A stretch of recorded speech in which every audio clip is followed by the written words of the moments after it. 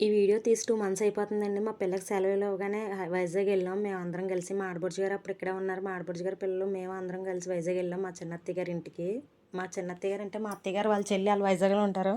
ఇంక వైజాగ్ చూసి రావచ్చని అందరం కలిసి వెళ్ళాం. మేమైతే ప్యాసింజర్ ట్రైన్‌లో వెళ్ళామండి. 10కి స్టార్ట్ అవుతది రాజమండ్రిలో. ఈవినింగ్ 4 అయిపోద్ది. 4 దాటేస్తది. వైజాగ్ వెళ్ళేసరికి మేము ఆ ట్రైన్‌లో వెళ్ళాం. ఆ వేళ అయితే మరీ స్లోగా ఉంది ట్రైను. మా పిల్లే కొంచెం గోలెట్టింది కానీ మా బుల్లిరాజు గాడైతే చాలా బాగా ఆడుకున్నాడు. అసలు పెద్ద పేచీ ఏం పెట్టలేదు. మా పిల్ల అయితే వాష్‌రూమ్ ఇవన్నీ చిరాకు పెట్టేసింది. కాకపోతే పిల్లలతో ఉన్నవాళ్ళు ఇలా ప్యాసింజర్ ట్రైన్‌లు ఎక్కకూడదండి. కొంచెం కష్టమైన ఎక్స్‌ప్రెస్‌లు ఎక్కి వెళ్ళిపోవాలి. ఇది వైజాగ్ దగ్గరికెళ్ళాక తీసానండి.